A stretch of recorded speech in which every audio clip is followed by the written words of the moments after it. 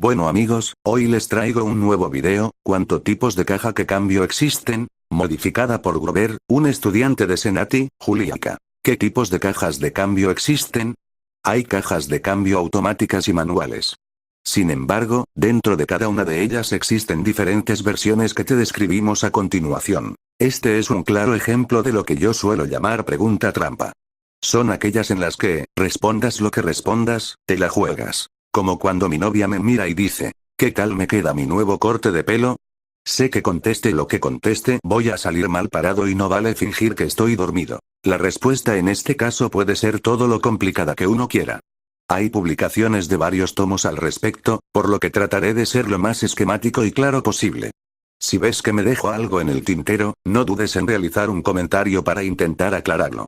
Empezamos. Existen dos motivos por los que no puede haber una conexión directa entre el giro del motor y el de las ruedas. El primero es poder encender el motor con el coche parado.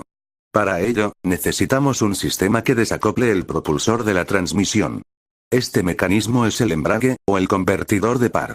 El otro motivo es que la mecánica funciona en un rango de revoluciones, normalmente, entre 750 RPM del ralentí y 6000 RPM. Así, las ruedas de nuestro coche solo podrían girar en ese intervalo de vueltas, lo cual limitaría las velocidades a las que podríamos circular. Además, el motor únicamente entrega fuerza en un campo de revoluciones, por lo que, para iniciar la marcha en una cuesta, por ejemplo, no tendríamos par suficiente.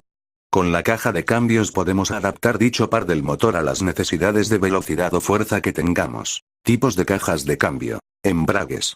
En contra de lo que podamos pensar, la esencia de los cambios actuales existe casi desde el inicio de los artilugios mecánicos. En mi opinión, la primera caja de cambios surge con el invento del reloj. Si lo analizas, un reloj analógico hace que un movimiento repetido a velocidad constante, ya sea el péndulo, un muelle al destensarse, un piezoeléctrico vibrando, se transforme, como mínimo, en otros tres movimientos que giran a diferentes velocidades. La del segundero, el minutero y las horas. El reloj mecánico se cree que se inventó a finales del siglo X, así que es fácil comprender que el primer automóvil, aparecido en el siglo XIX, ya tenía una caja de cambios muy parecida a las manuales que existen hoy en día. Lo que sí que ha variado es el embrague y la forma en que se acciona. Los primeros funcionaban simplemente destensando y tensando una correa que unía el eje de la rueda con el volante motor. Con el aumento de potencia de los propulsores, se hizo patente que no era suficiente, así que más o menos en 1900 empezaron a emplearse embragues cónicos. El conductor accionaba una palanca que movía un cono forrado de cuero, para aumentar la fricción y que fuese reparable. Es más barato cambiar un forro de cuero que hacer un cono metálico nuevo, que entraba en otro cono hueco. Estos eran muy bruscos y pesados de manejar, así que allá por los años 20, se cree que fue en Francia, se inventó un embrague de disco que era, básicamente, como el actual.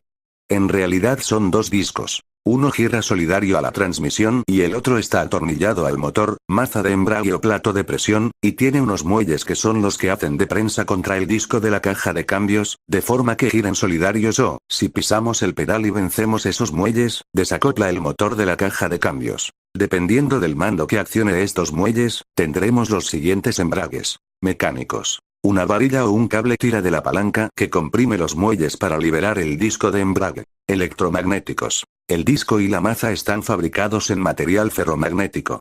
Haciendo pasar una corriente eléctrica por una bobina, se imantan y giran solidarios, o se separan, si cortamos el paso de corriente. Hidráulicos. En este caso es un émbolo, cilindro esclavo, el que acciona la palanca del embrague. La presión hidráulica la generamos con otro émbolo que está en el pedal que pisamos, cilindro maestro. Neumáticos. Igual que los hidráulicos, pero funcionan por vacío o por aire comprimido. Normalmente aparecen en camiones o maquinaria pesada. Robotizados. En realidad son embragues hidráulicos o neumáticos, pero, en lugar de pisar un pedal, es un circuito hidráulico con electroválvulas el que acciona el mecanismo. Según el tipo de disco, tenemos monodisco, ya sea en seco o en baño de aceite, un solo disco de embrague. Multidisco. También en seco o en baño de aceite, pueden ser dos, como en los famosos DSG, o varios, como en las motos. A mediados de los años 30 del siglo XX surge un nuevo tipo de embrague denominado convertidor hidráulico de par, gracias al que nacen las cajas de cambio automáticas. Este dispositivo es simplemente un ventilador acoplado al motor y, frente a él, otro asociado a la caja de cambios. Se basa en el molinillo de viento. Si tú soplas en un molinillo, lo haces girar. Pues bien, al girar la turbina acoplada al motor, mueve un aceite, de ahí lo de hidráulico, que arrastra a la turbina de la caja de cambios. Cuanto más rápido gira el motor, con más fuerza y velocidad hace moverse a la caja de cambios, de ahí lo de convertidor de par. A medio camino entre el embrague de disco y el convertidor de par hay un tipo de embrague que funciona gracias a la fuerza centrífuga. La caja de cambios está acoplada a una especie de campana, mientras el motor lo está a un tambor con unas mazas contraídas por unos muelles. Al aumentar la velocidad de giro del propulsor, la fuerza centrífuga abre las mazas que, al rozar con la campana de la caja de cambios, hacen girar solidario el motor y el cambio.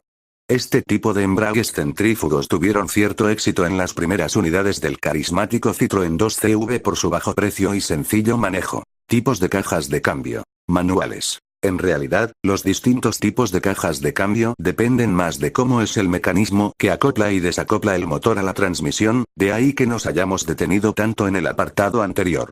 La caja de cambios en sí tiene muchas menos variedades. Básicamente hay tres, según los engranajes que conforman las distintas relaciones de cambio. De dientes rectos. Tienen la ventaja de ser muy robustas y permiten cambiar de marcha sin utilizar el embrague.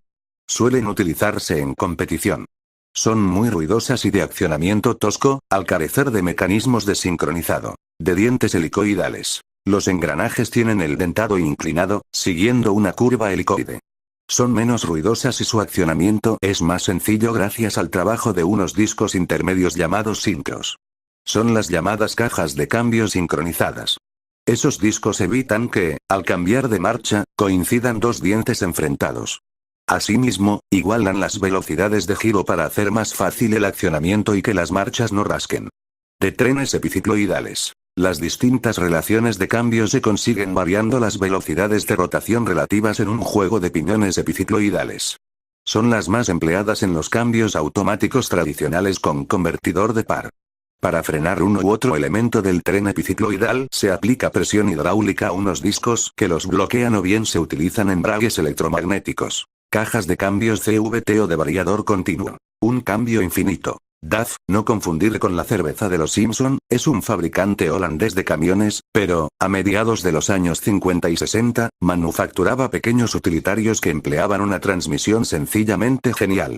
Su inventor fue Huub van Doorne. El sistema lo forman dos poleas de paso variable que, básicamente, están integradas cada una por dos conos que se pueden acercar o separar. Entre ellos se coloca una correa. Si acercamos los conos uno frente a otro, obligamos a la correa a deslizarse por el canal formado por ambos, de manera que rodea a los conos por la parte de mayor circunferencia. Como la correa no se puede alargar ni acortar, la polea contraria debe alejar los conos. De ese modo, la correa se hunde en el canal de su paso variable y recorre una circunferencia de menor perímetro. La relación entre la circunferencia que arrastra la correa en una de las poleas, la unida al motor, y la circunferencia de la polea arrastrada, la unida a las ruedas, determina la relación de cambio. Como hay infinitas posiciones de las poleas, hay infinitas relaciones de cambio. Esta transmisión está limitada por la potencia que la correa es capaz de arrastrar. Hasta principios de los años 90, estaba destinada a motores de pocos caballos, ciclomotores y utilitarios, pero una nueva correa, formada por diminutos eslabones metálicos de forma muy elaborada, ha permitido incorporarla a mecánicas más potentes, siendo Audi con su Multitronic y Subaru con el CVT las marcas que más explotan este sistema. Para emular a los sistemas convencionales, se establecen unas relaciones prefijadas de cambio entre las poleas, que se pueden seleccionar de forma manual, dando la sensación de utilizar un cambio secuencial. Este cambio cuenta con la enorme ventaja de que siempre tiene el desarrollo perfecto para cada situación.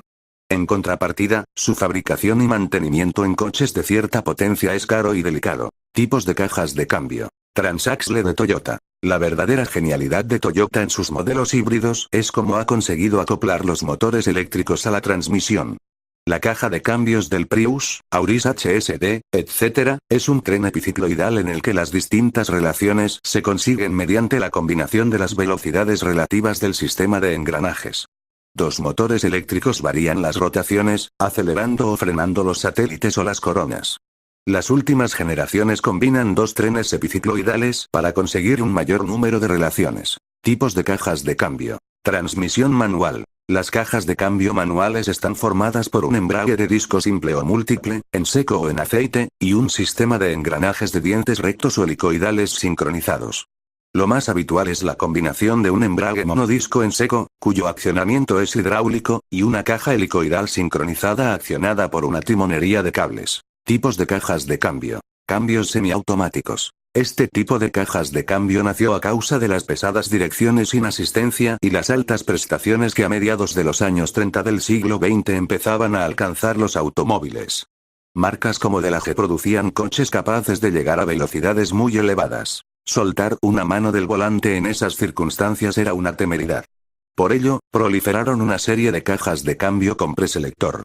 El conductor escogía la relación con un pequeño boliche que se manejaba suave y rápidamente, volvía a aferrarse al volante con ambas manos y, para que la caja de cambios metiese esa marcha, ya a punto de entrar en la curva, debía pisar un pedal de embrague. El accionamiento era electromagnético. Eran muy fiables y más fáciles de manejar de lo que pueda parecer. Tenían la peculiaridad de contar el mismo número de relaciones hacia adelante que hacia atrás. Los principales fabricantes de estos cambios eran Kotal y Wilson. Su elevado precio y peso las fueron dejando en desuso y en los años 60 solo los autobuses y camiones las utilizaban. La siguiente generación de cambios semiautomáticos se limitaba a prescindir del pedal de embrague. El conductor accionaba la palanca de cambios y una serie de sensores en la palanca y en el motor se encargaban de dosificar el embrague. Empieza la era robotizada con los cambios del Nsurro 80, en realidad, emplea un convertidor de par, no necesita embrague, Sensonic de Saab, Renault Twingo EASY, etc. Su precio, similar al de un cambio automático, los han hecho caer en el olvido. Su complicación es casi la misma que la de un cambio totalmente automático, de ahí su declive. Tipos de cajas de cambio. Cambios automáticos. Aquí el conductor no necesita intervenir para nada más que cambiar el sentido de la marcha o estacionar. Tanto el embrague como las marchas funcionan de manera completamente autónoma, o, si lo queremos, podemos seleccionarlas de forma manual con palancas, levas, teclas, etc., y distinguimos los siguientes sistemas. Caja automática convencional con convertidor de par. Se trata de una caja de cambios de trenes epicicloidales y convertidor de par. Son robustas, pero tienen dos inconvenientes. El peso y las pérdidas por resbalamiento del convertidor hidráulico. Son las denominadas Tiptronic del grupo BAG, Steptronic de BMW, etc. Poco a poco, su uso se reduce, debido a sus pérdidas energéticas y al aumento del consumo de combustible que suponen. Caja de cambios manual robotizada de disco simple. Básicamente, es una caja de cambios manual de embrague monodisco a la que se le añade un sistema formado por electroválvulas y una unidad de control que acciona el embrague y el selector del cambio. Los pioneros en comercializar este tipo de cajas de cambio fueron BMW con los famosos SMG y Alfa Romeo con los LSPED. Antes, su funcionamiento no era demasiado fino, ni fiable. Ahora, han mejorado mucho en las últimas generaciones y están proliferando bastante gracias a su reducido coste de producción. Aquí tenemos las empleadas por SA en los Peugeot 308 y Citroën C4 Picasso, o la novísima ASK presentada en el VW-Up.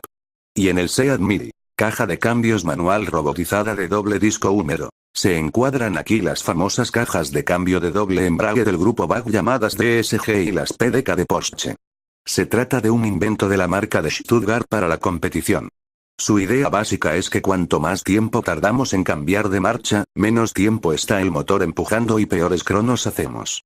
A Porsche se le ocurrió reducir segundos lanzando un cambio de doble embrague. En realidad, se trata de dos cajas de cambio dentro de una única carcasa. Cuando una está moviendo el coche en una marcha, la otra tiene preparada la siguiente. De ese modo, el conductor, al seleccionar una relación, simplemente desembraga una caja de cambios y embraga la que corresponda, reduciendo así el tiempo de respuesta. Tienen el inconveniente de que son caras, complicadas de fabricar y pesadas, al ir bañadas en aceite. Cajas de cambio robotizadas de doble embrague en seco. La idea es la misma que la anterior, pero los discos de embrague no van bañados en aceite. Son más ligeras y baratas que las anteriores.